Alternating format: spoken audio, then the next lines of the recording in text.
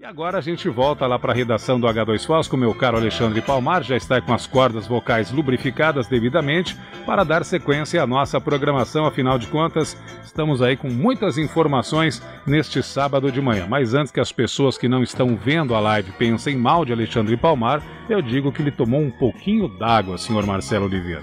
Não é isso, meu caro Alexandre Palmar? 10h58.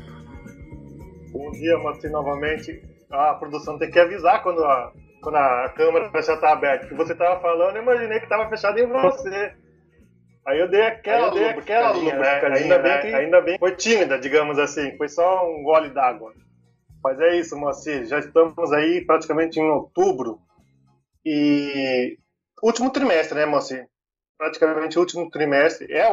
Estamos entrando no último trimestre de 2020 do ano. E o que a gente traz agora para a gente conversar, para refletir, Moacir, é justamente tentar puxar uma linha do tempo daquilo que nós estamos vivendo, né? A gente está com a pandemia do coronavírus, primeiros países, desde o final de 2019.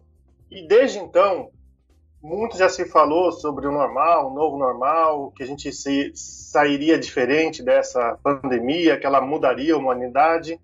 E no Brasil isso aconteceu com mais frequência desde março, quando foi que o país e os estados e vários municípios decretaram um estado de calamidade por conta do enfrentamento ao Covid-19. Mas já temos 6 meses dessa caminhada, né? De março até agora, fim de setembro. Aí as perguntas que a gente começa a se fazer é o que a gente já aprendeu até aqui nesse período, né? No que a gente deve ficar atento agora para não, quando acabar esse período, né, quando vier a vacina, como a gente conversou com o Instituto do Paraná, o TecPar, no primeiro bloco, a vacina deve vir lá por primeiro trimestre, com muita sorte, primeiro trimestre de 2021. Mas o que a gente deve ficar atento agora, fazer agora, para não sair dessa pandemia, desse momento, tal como a gente entrou, ou até mesmo pior, né? Para falar um pouco sobre isso, mais sobre o viés econômico de tudo aquilo que a gente está enfrentando, a gente convidou o economista e reitor da Universidade Positivo, professor José Pio Martins. Tudo bem, professor? Bom dia. Bom dia, Alexandre. Bom dia a todos vocês. Bom dia ao povo de Foz do Iguaçu. É um grande prazer estar aqui. Professor, eu queria destacar, agradecer novamente aceitar esse convite, porque eu tenho lido alguns artigos do senhor, alguns escritos, e eu acho que eles refletem exatamente isso que eu coloquei na abertura aí da sua entrevista. E para a gente começar a fazer essa reflexão, essa conversa aí no sábado, estou vendo que o senhor está bem à vontade também, acho que já fez a sua caminhada matinal. Já fiz, está muito quente aqui, 27 graus. Mas está igual aqui em Foz, então. Pois é. A previsão hoje é chegar a 37. Então, aproveitar esse clima aí, já de fim de semana, né, descontraído, eu queria que a gente começasse essa conversa, essa reflexão, a partir das grandes catástrofes, né, que é um pouco que o seu artigo diz lá. Que efeito que ela tem para deixar como lição para a humanidade? Explica para a gente qual o sentido dessa afirmação que o senhor abre um dos seus artigos. Veja, eu tenho uma carreira que eu passei um pouco pelo setor público, no setor privado, e em toda a minha vida eu sempre estive com o pé na educação. Ou como aluno, ou como professor, ou os dois, né? E eu sou reitor da Universidade Positivo, estou lá há 2 décadas, e minha área é economia, teoria econômica. Mas eu hoje estou lecionando filosofia, porque a teoria econômica e a filosofia andam muito juntos, e também com a história, a sociologia e a ciência política. Ponto número 1. As grandes crises mundiais deixam muitas lições e aceleram as mudanças. O que são crises mundiais? Guerras, revoluções, pandemias, tsunamis, terremotos, terrorismo, de vez em quando, como aconteceu em 2001, lá nos Estados Unidos. Essas crises, as grandes crises, aceleram as mudanças. Aceleram as mudanças tecnológicas, aceleram as mudanças econômicas e aceleram mudanças comportamentais. Esse é o primeiro ponto. Segundo ponto. A crise do coronavírus é única no mundo. Alexandre, eu costumo dizer o seguinte, se você pegar a Segunda Guerra Mundial, uma grande crise mundial, uma guerra, a pandemia, um tsunami, um terremoto, são crises naturais. da natureza. E uma guerra, por exemplo, o terrorismo, são crises decorrentes da ação do homem aqui no sentido de humanidade, é claro. E então é o seguinte, primeiro ponto, nós sairemos dessa crise com aceleração de mudanças. Mudanças tecnológicas, mudanças sociais, mudanças políticas e mudanças comportamentais. Eu gosto de olhar como modelo macroeconômico o mundo em 3 grandes entidades. Nós temos as pessoas, as empresas e os governos. E temos uma série de instituições sociais que se assemelham a empresas. Um clube de campo, um clube de futebol, enfim, associações de classe, associações de profissionais. Mas separemos em pessoas, empresas, governos e instituições em geral. Todas sairão diferente dessa crise, porque esta crise tem algumas peculiaridades. Peculiaridade número 1. Ela pegou o mundo inteiro e jogou todo mundo dentro de casa. Na Segunda Guerra Mundial, quando a Alemanha invadiu, por exemplo, a Polônia, a França, a Áustria, não havia bombardeios todos os dias, em todas as cidades, em todos os bairros. De maneira que mesmo na Segunda Guerra Mundial, a Polônia continuou trabalhando, a Alemanha continuou trabalhando. Aliás, a Alemanha saiu da Segunda Guerra Mundial em 20 anos, se tornou um país desenvolvido porque durante a Segunda Guerra Mundial a indústria alemã se desenvolveu, a pesquisa alemã se desenvolveu, a infraestrutura da Alemanha foi preservada, a não ser em alguns pontos. A crise do coronavírus, não. Ela jogou o mundo inteiro dentro de casa. Parou a economia, em parte, não dá para parar 100%. Então essa é uma peculiaridade. A segunda peculiaridade, a pandemia do coronavírus tem um conjunto de incertezas científicas que não permitiram à sociedade entender. O coronavírus até hoje ainda é objeto de uma grande incerteza científica. Não houvesse a incerteza, a vacina já teria aparecido. Por esta razão, eu diria que a ignorância científica levou a um conjunto de incertezas científicas, incertezas econômicas, incertezas sociais. Vou dizer apenas uma coisa. No dia 15 de março, quando aqui no Paraná nós começamos a parar, fechar comércio, fechar escolas e ficarmos em casa em isolamento social, até por força de decretos, a grande maioria imaginava que 90 dias depois estaríamos de volta. Você disse aí agora há pouco, daqui a 4 dias estaremos no último trimestre de 2020. E ainda não podemos dizer quando todo mundo estará de volta. Eu encerro essa introdução aqui dizendo o seguinte, a palavra novo normal, você pode ter uma nova camisa igualzinha à camisa velha. A camisa é nova, mas o modelo é o mesmo. O novo normal não será um novo normal o mesmo. Será um novo normal diferente. Tem que ser. Porque se não for, a humanidade pagará um preço muito alto. Vamos falar um pouco disso. Justamente. Para que ele seja diferente, né, esse novo normal seja diferente, a gente precisa entender também aí pensando novamente sobre o viés econômico, né? Os problemas, né, o impacto causado pela pandemia do novo coronavírus até agora. Que leitura que o senhor faz dos principais impactos, né? O que o senhor pode destacar? Que eu acho que justamente para fundamentar o novo normal, a gente tem que saber o que impactou até o momento. O curioso, Alexandre, dessa pandemia é que ela pegou a humanidade no meio de 3 mudanças em andamento muito grandes. Mudança número 1. A população do mundo chegou a 7 bilhões e 800 milhões de habitantes. Então, um crescimento populacional muito acelerado. Vou dar um dado aqui muito rápido. Há 190 anos, exatamente há 190 anos, no ano de 1830, a humanidade atingiu 1 bilhão de habitantes e inventou a máquina a vapor e fez a Revolução Industrial. 1 bilhão de habitantes. Começou o problema de poluição, começou o problema de desemprego também, porque atingiu 1 bilhão. Isso há 190 anos. Em 100 anos apenas, 1930, a humanidade foi para 2 bilhões. 30 anos depois, 1960, foi para 3 bilhões. 15 anos depois, 1975, foi para 4 bilhões. Viramos o ano 2000 com 6 bilhões e 300, estamos com 7 bilhões e 800 milhões. Daqui a 30 anos, 9 bilhões e 500 milhões. Veja, pensem bem, 1 bilhão de habitantes há 190 anos, 7 bilhões e 800 milhões de habitantes hoje.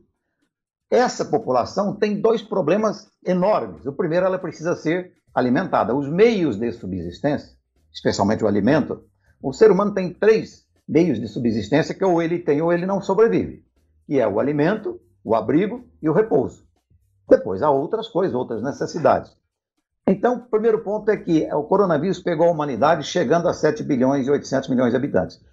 Para alimentar toda essa população pegou também a humanidade com uma grande revolução tecnológica, a tal revolução 4.0. Inteligência artificial, revolução na biotecnologia, os robôs inteligentes, os robôs cognitivos. Então essa revolução tecnológica está aí para ajudar a humanidade a sobreviver.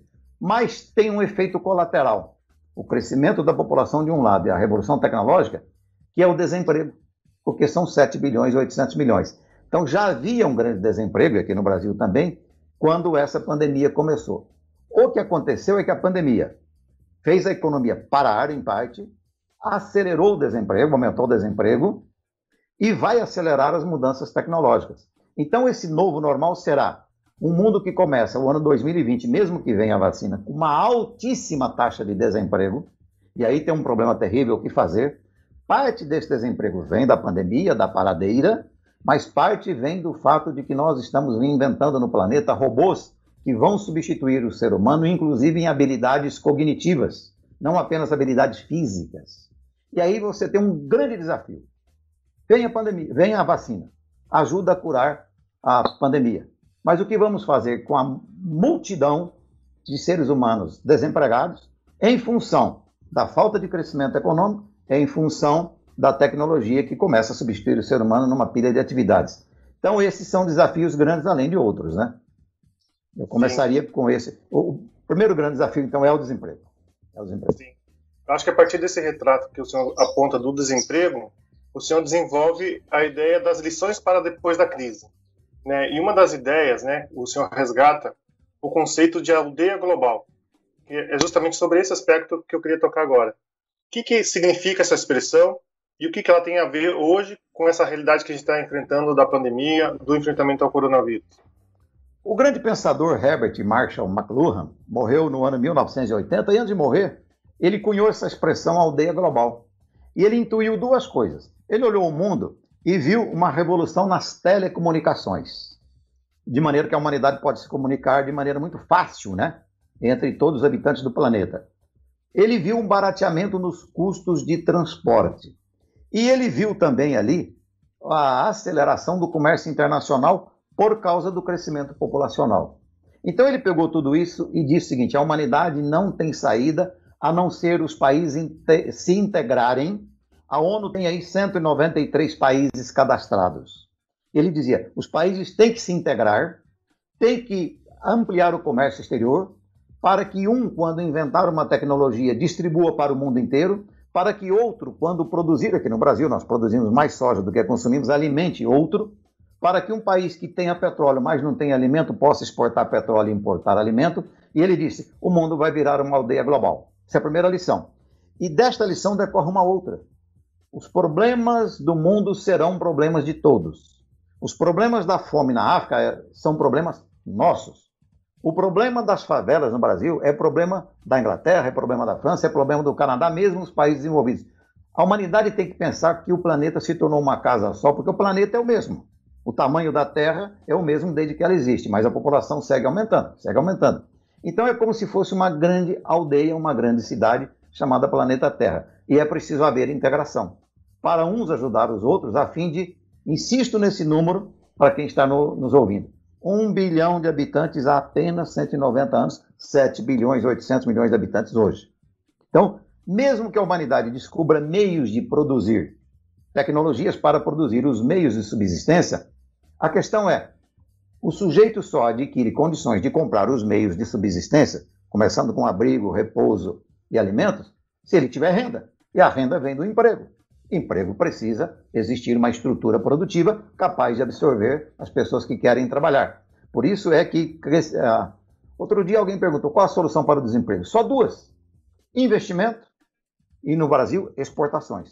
O Brasil precisa vender para o mundo quanto mais puder para produzir muito mais a fim de gerar emprego. E aí as pessoas com emprego, com renda, passam a ter condições de sobrevivência. Sim. O senhor colocou essa questão do tamanho da população e do desemprego, né? Eu acho que isso abre o caminho para a gente falar daquilo que está apontado como segunda lição. E aí vou começar a partir de agora citar, né, uma das lições que o senhor aponta, né, ou das reflexões, e queria que o senhor explicasse, comentasse uma a uma e a gente vai desenvolvendo a partir de agora também. Mas essa relação dessa grande população mundial com o desemprego tem muito a ver também com a segunda lição, que é a desigualdade de renda, né? O senhor falou, e Perfeito. até aponta que isso não pode ser mais tolerável. Não pode. E uma afirmação que o senhor faz em um dos seus artigos, que o senhor, inclusive, se apresenta, né? Eu achei interessante isso, como liberal, né? Do ponto de vista do pensamento econômico, mas eu acho que talvez, por conta de outros estudos, agora da filosofia e tal, também considera que mesmo dentro do liberalismo, algumas coisas precisam ser ajustadas, né? Aí, entre elas, a questão da desigualdade social. Queria que o senhor explicasse isso, né? O fundamento dela. Qualquer sistema econômico só tem chance de sobreviver se incluir todos em um padrão de vida digno. Achar que você possa ter um país liberal que vai esquecer uma parte da população é uma estupidez monumental. Pois bem, deixa eu dar um dado que é muito interessante. O Brasil tem o reloginho do IBGE ontem cravou 212 milhões de habitantes, é a população do Brasil. Desta população, metade, 106 milhões, é a população economicamente ativa, aquela em condições de trabalhar. Os outros são crianças, doentes, inválidos, prisioneiros, aposentados.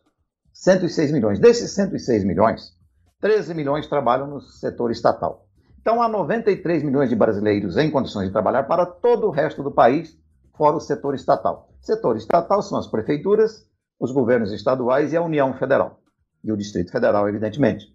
Pois bem, desses 93 milhões em condições de trabalhar, o Brasil começou janeiro com 12 milhões de desempregados. Por causa do coronavírus e por causa do freio, do isolamento social, devemos terminar o ano com entre 18 e 20 milhões de desempregados. Esse é um problema que está naquela primeira parte que eu falei. Agora tem um segundo problema. Felizmente, no Brasil, esqueçamos ideologia e esqueçamos partidarismo político. Felizmente, o governo entendeu que não podia abandonar as pessoas que perderam o emprego. Eu tenho meu barbeiro, meu cabeleireiro, cortei o cabelo ontem. Ele se recolheu em abril para a casa dele, a renda dele caiu a zero. Ele ficou desesperado, porque não há como fazer por home office um corte de cabelo, é preciso ser presencial. Ele voltou mesmo sem a prefeitura autorizar, ali um pouco escondido para poder sobreviver. O governo federal inventou, felizmente, um auxílio emergencial de R$600 por pessoa. Ao fazer isso, ele identificou e pagou os R$600 para 65 milhões e 100 mil brasileiros.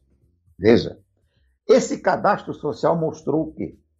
Há uma grande parte do povo brasileiro. O Brasil tem 53 milhões de pobres. Dentro desses 53 milhões, há 13 milhões de miseráveis. Há pessoas que não conseguem fazer 3 refeições por dia. Isso não pode ser tolerado, seja por uma questão humanitária pessoal, seja por uma questão de inteligência social, seja uma questão de amor à humanidade e até de sobrevivência. Essa história de achar que você pode ser feliz com um miserável faminto morando a 100 metros de sua casa não é verdade. Parte dos tumultos sociais, das convulsões, da violência vem disso. Então, essa é uma necessidade. Ou seja, a segunda lição é a desigualdade de renda. Desigualdade de renda não é o maior problema. Lá na Dinamarca tem desigualdade de renda, mas o mais pobre tem uma casa, tem comida, tem educação, tem saúde, tem lazer. Não passa frio, não passa fome e tem assistência à saúde quando fica doente. O problema é você ter 13 milhões de miseráveis e no meio deles um bando de crianças, bebês, que não tem o que comer, não tem o leite da manhã. E o Brasil construiu um cadastro social que mostra o seguinte: não dá mais para tolerar, nós temos que arrumar um jeito. Infelizmente, eu no artigo a que você se refere, a última lição, eu falei, é preciso reformar o setor público, setor estatal. Porque o governo arrecada tributos, isso nas 3 esferas, primeiro paga a si mesmo, se enche de benefício, se enche de mordomias, salários altíssimos para algumas categorias, há muitas categorias do setor público que ganham mal, e na verdade distribui mal. A sociedade já paga 35% de tributos. Então, isso tudo tem que ser revisto para... Aceitamos a desigualdade de renda porque as pessoas são desiguais. Mas o que não pode permitir é que haja miseráveis e que haja pobres que não conseguem ter um abrigo, alimentação e repouso, e além de educação e saúde, para dizer, olha, todo mundo está protegido, todo mundo tem aí uma igualdade de oportunidade e uma condição mínima de vida. Então, a segunda lição é, a desigualdade de renda pode ser até tolerável, desde que os mais pobres tenham o mínimo. Aí entra o problema do desemprego, porque o desempregado, sem renda nenhuma, como meu cabeleireiro, se não tomar cuidado, ele se torna um pobre, um miserável em pouco tempo. Então, esses são os desafios macrosociais, macroeconômicos e macrosociais. Certo. Permite-me só colocar uma informação nessa sua análise, professor, que conforme o DIEESE, né, isso que o senhor chama de renda digna, né, definiu como uma vida digna, né, que teria que ter uma renda digna a partir disso, o DIEESE, que é um órgão que faz estudos socioeconômicos, ele aponta que um salário mínimo teria que ser de 4.600, né? Os estudos do DIEESE sempre fazem essa comparação entre o salário mínimo real aplicado pelos governos, né, que hoje no Brasil não passa pouco mais de R$1.000, mas deveria ser na casa de 4.600 para garantir educação, moradia, segurança, alimentação, lazer, né? Seria nesse caminho que o senhor mas tem um problema.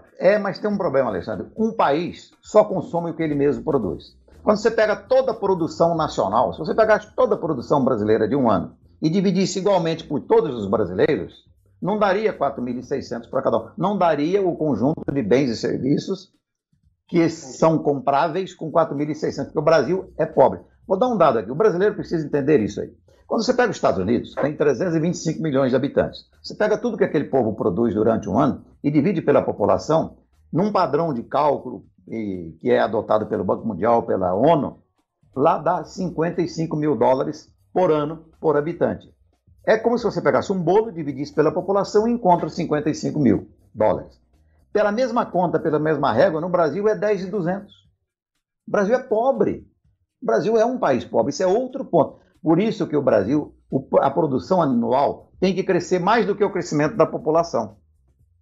E para crescer, o país tem que investir. Investir aqui é no conceito de investir em capital físico. Estradas, ferrovias, portos, aeroportos, fábricas, máquinas, equipamentos, aviões, ônibus, tratores, prédios, habitação, tudo aquilo que é o estoque de capital físico. Então, o Brasil tem um desafio de fazer um desenvolvimento que países como a Suíça, Suécia, Bélgica, Dinamarca, Holanda, Canadá, Estados Unidos, Alemanha, Inglaterra, já fizeram há 100 anos. Por exemplo, no Brasil, 43% dos brasileiros ainda não têm rede de esgoto tratada. Você imagina o sujeito morar numa casa, tem os dejetos humanos, né? Que ele não tem uma rede de esgoto que leve isso para uma estação de tratamento. Então, o Brasil, eu digo que o Brasil é um país do século XXI com uma agenda do século XIX. O papo vai longe sobre esse viés, mas eu entendi a questão da produção da riqueza e quanto isso daria por pessoas, né? Mas mudando agora um pouco ainda das lições, né? Mudando para uma outra lição, digamos assim. O senhor cita também que quanto maior a população, maior deve ser o cuidado com a natureza. A gente está aprendendo algo em relação a isso, dentro daquilo que a gente tem visto mundo afora e principalmente no Brasil? Estamos cuidando mais da natureza? Deixe-me pontuar isso de uma maneira que não é poética, uma maneira muito realista. Eu tenho um livro aqui na minha estante, esse está aqui, porque eu tenho estante em vários lugares, né, de livros. Eu trouxe para cá, que chama-se O Grande Recomeço. Ele tem uma tabela de 40 recursos naturais. A água, o petróleo, e aí vai, né? A amônia, a bauxita, o minério de ferro. Ele listou 40 recursos naturais. Desses 40 recursos naturais, pelo menos 25 são esgotáveis. Eles não são renováveis. E a questão essencial é a seguinte, espera lá. O mundo tinha 1 bilhão de habitantes, atingiu 1 bilhão de habitantes em 1830, quando não havia problema de poluição, não havia problema de degradação ambiental. Por quê? Porque foi ali, por volta de 1800, que o homem inventou a máquina a vapor e começou a Revolução Industrial. Antes disso, o mundo era um mundo bucólico. Mas, na verdade, a população era muito menor. Felizmente, inventaram a máquina a vapor, mudaram toda a produção na indústria têxtil, mas aí começou a aparecer um conjunto de problemas. Primeiro problema, a poluição. Segundo problema é o eventual esgotamento de recursos naturais. Por volta de 1860, 1870, há 150 anos, coloquemos assim, a humanidade descobriu o petróleo, inventou o motor a combustão interna e apareceu aí o automóvel, o caminhão, a exploração de petróleo, a gasolina, o óleo, e inventou a eletricidade do jeito que nós conhecemos. Em 1930, o mundo inventou o antibiótico, em 1929 foi inventado o antibiótico, e a população atingiu 2 bilhões. Aí começou a preocupação de se entender quais recursos na natureza são renováveis e quais não são. Então, desses 40 recursos minerais, metal, aquela coisa toda, 25 não são renováveis. Ora, se nós saímos de 1 bilhão de habitantes em 1830 para 7 bilhões e 800 milhões hoje, e vamos em 2050 chegar a 9 bilhões e 500, nós vamos esgotar esses recursos. Então, se a humanidade não tomar o cuidado, ela tem alguns problemas. Problema número 1, você pega o petróleo.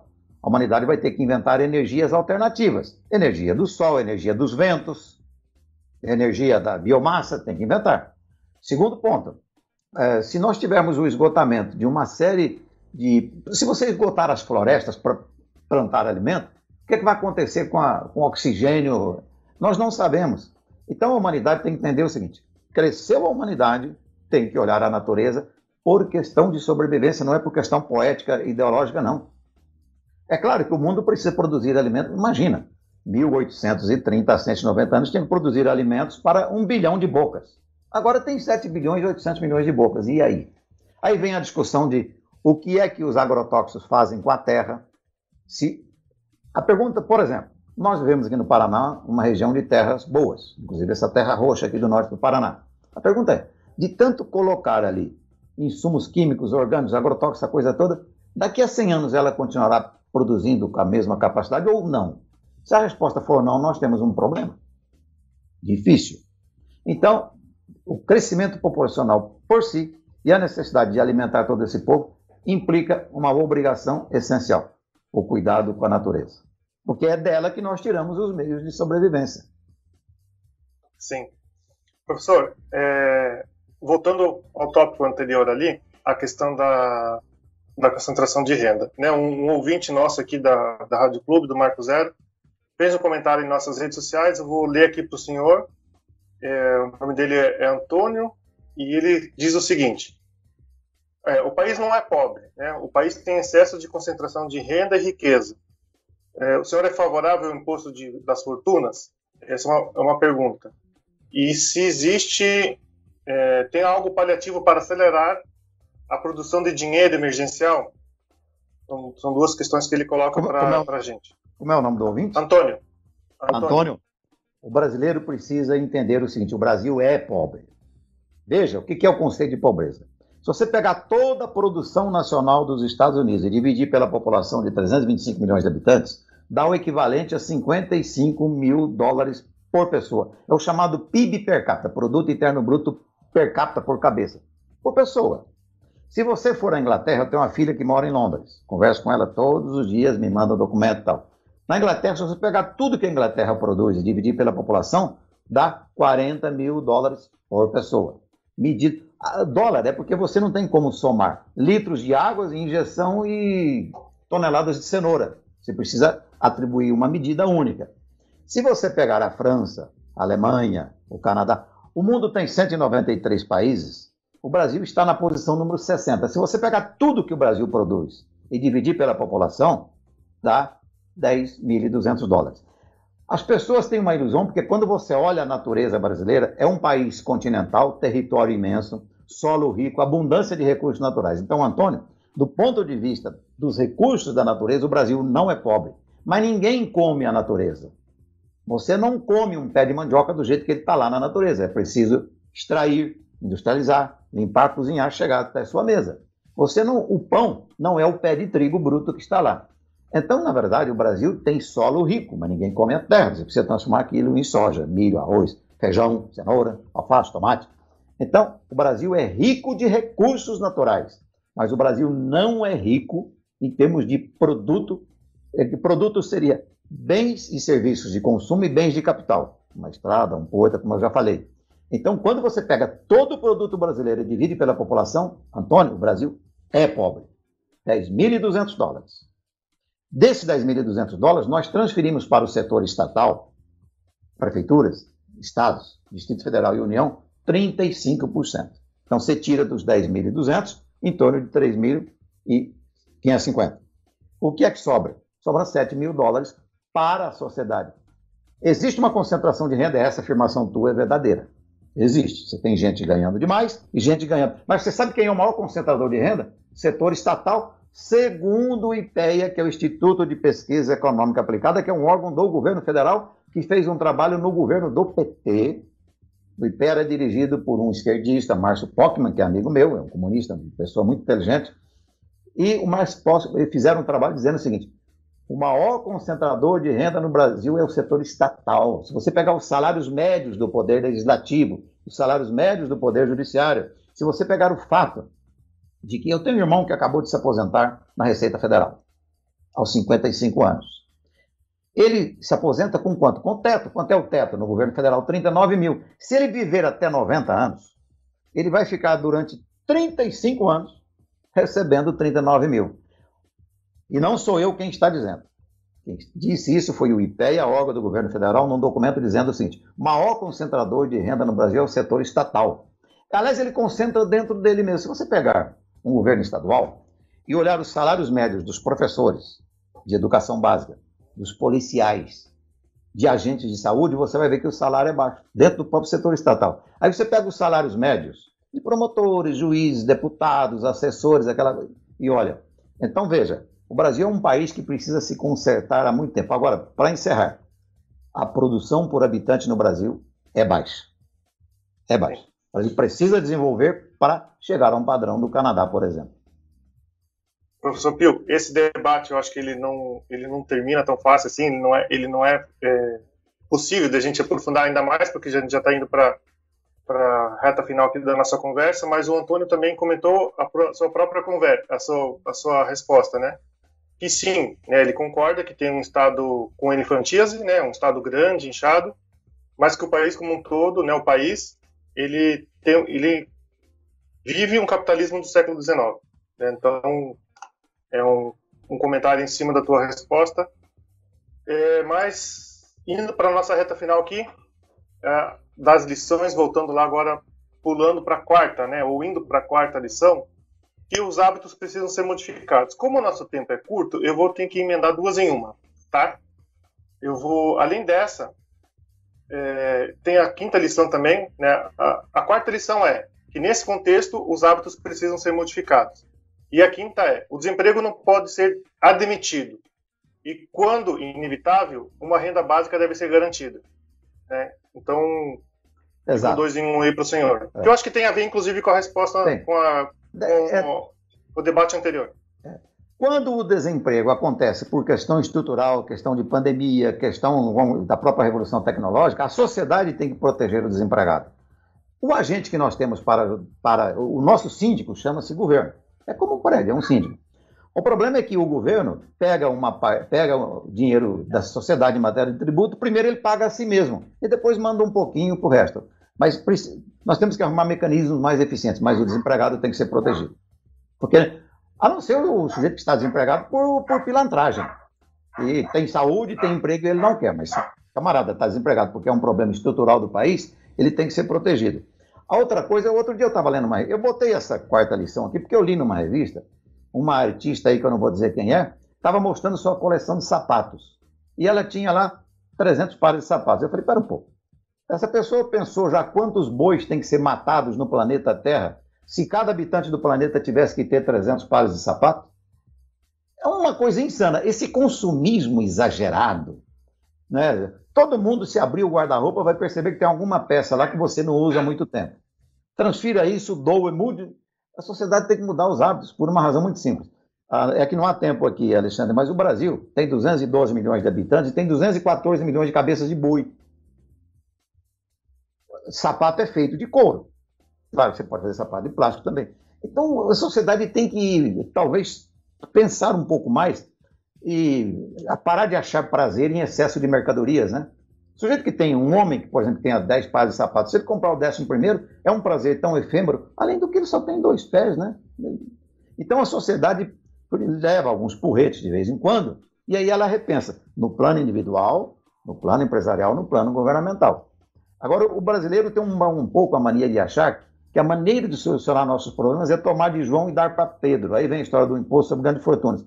Se você cobrar imposto sobre grandes fortunas para pagar déficit público, que deriva de aumento salarial, benefício, aposentadoria, férias antecipadas, estão discutindo agora aumentos no setor estatal brasileiro, quando o brasileiro inteiro está aceitando redução do salarial por causa dessa pandemia, que não é culpa de ninguém, isso é culpa da natureza, apareceu essa pandemia. Então, quer dizer, na verdade, esse é o principal problema, né? Que é tratar todos os brasileiros como iguais em matéria de direitos. Certo. Nossa última ponto agora, nossa última apontamento, né? Que é uma provocação, na verdade, também sustentada a partir do seu artigo, que é o papel da tecnologia, o papel dos computadores, né? Eles vão ocupar o lugar de protagonistas daqui para frente. O senhor falou da inteligência artificial, falou da inteligência robótica, não só de algoritmos, né? Que a gente não está falando só da internet, mas também de automação. Eles vão ocupar o lugar da humanidade como um todo, inclusive das lideranças, né? Das cabeças pensantes? Das cabeças pensantes, não. Um computador resolve um problema, mas não toma uma decisão. Mas, Alexandre, vou te dar um dado bem rápido. 1980, quando Lula se tornou um grande líder dos metalúrgicos, lá no ABC Paulista, você tinha lá 2 fábricas de automóveis que tinham 49 mil operários. 2 fábricas de automóveis que tinham 49 mil operários. Existe um protótipo de uma fábrica de automóveis na Suécia com 18 operários, que são 18 engenheiros que ficam controlando os computadores e lá os robôs na linha de produção. Então, veja, como no Brasil uma grande parte do tributo vem da folha de pagamento, isso seria bom dizer para o Antônio, o meu patrão, se ele me paga R$1.000 de salários, ele paga outros R$1.000 de encargos fiscais, tributos. Então, aquela fábrica de automóveis, daqui a pouco, ao ter 18 operários e produzir automóveis como 49 mil produziam, ela não vai ter mais tributo. Então, a minha tese é o seguinte, o tributo tem que incidir sobre o robô. Na verdade, incidir sobre a produção. Nesse ponto de vista, o Paulo Guedes está certo. É diminuir os tributos sobre folha de salários e cobrar tributos sobre a produção. Porque daqui a pouco você vai ter... Eu vou dar um dado muito rapidinho. Os Estados Unidos tem 325 milhões de habitantes, tem 3% na zona rural. O Brasil, em 1970, quando ganhou a Copa do Mundo no México, tinha uma musiquinha lá que falava 90 milhões em ação. O Brasil terminou em 1970 com 94 milhões, 46% viviam na zona rural. Hoje o Brasil só tem 12% na zona rural. Daqui a 10 anos o Brasil terá só 5% na zona rural. A agricultura vai virar uma agricultura tecnológica sem gente. E a indústria também. Então o tributo... Mas, professor, desculpa interrompê-lo, mas assim, se a gente caminhar naturalmente para essa situação de automação, né, de fábricas, indústrias praticamente inteiramente automatizadas, né, com um pequeno número de funcionários, pensando isso no macro, né, como um todo, em todos os segmentos da produção, onde os trabalhadores vão se encaixar, sendo que o senhor mesmo apontou a questão do alto desemprego e que a pandemia, inclusive, acelerou o alto desemprego. Por isso como encaixar, como equilibrar tudo isso? 2 pontos. A economia tem que crescer, o que vai crescer é o setor de serviços. De cada R$100 produzido no Brasil, hoje R$70 é o setor terciário, comércio, transporte, educação, saúde, lazer, serviços pessoais. A agricultura e a indústria, na verdade, tem seus limites, então tem que crescer, e tem que crescer basicamente o setor terciário. Segundo, o tributo tem que deixar de incidir sobre a renda, sobre folha de pagamentos. E aí cobrar tributo, por isso que eu brinquei, cobrar tributo sobre robô. Cobrar tributo sobre produto do robô, para poder até fazer os programas sociais e a infraestrutura estatal, que o Brasil ainda tem a infraestrutura muito estatizada. Isso dá um segundo debate, viu, Alexandre? Porque é um assunto complexo, eu estou falando um pouco rápido para poder ganhar tempo, mas isto vai longe, né? Essa história vai longe. Sim, sim. Professor, agradeço mais uma vez a sua participação, atendendo ao seu convite aqui para essa conversa, e deixa a palavra aberta aí, suas considerações finais sobre essa breve introdução aí ao debate crises, né, lições geradas pela crise do coronavírus. Vou deixar uma mensagem para os ouvintes aqui com 3 verbos. É necessário estudar, conhecer e debater. Para esclarecer. Para nós não termos compreensões erradas da realidade da vida. Então, estudar, conhecer e debater. Para podermos tomar as medidas certas no plano pessoal, no plano empresarial e no plano governamental. Correto, professor. Muito obrigado. Mais uma vez, muito obrigado por essa conversa, por nos atender aqui no Marco Zero. E desejo a ti um ótimo sábado, um ótimo final de semana. A vocês também, tudo de bom e torçamos para que venham chuvas. Chuvas e a vacina, rapidamente. A vacina demora um pouquinho, a chuva eu acho que vem mais rápido. Grande abraço. No ano que vem, como já disse, deixa eu só recuperar aqui o Jorge Calado, né, que é o diretor superintendente do Instituto de Tecnologia do Paraná, Tecpar. A gente conversou no primeiro bloco e ele falou que, nas melhores das hipóteses, somente no primeiro trimestre do ano que vem. Mais uma vez, muito obrigado, um ótimo final de semana. Obrigado, Alexandre. Um abraço aos ouvintes. Tchau, tchau. Moacir, conversei com o economista e reitor da Universidade Positivo, José Pio Martins. Falou aí um pouco sobre as lições que a gente pode refletir, né? Os fundamentos que a gente pode refletir, as reflexões que a gente pode fazer durante a pandemia, mas principalmente aquilo que a gente deve levar para depois, o pós-pandemia. É contigo, Moacir. Exatamente, uma bela conversa, né? Um bom bate-papo aí com o professor Pio, né? Que demonstrou em rápidas palavras a nossa atual situação brazuca. Marco Zero, onde tudo começa.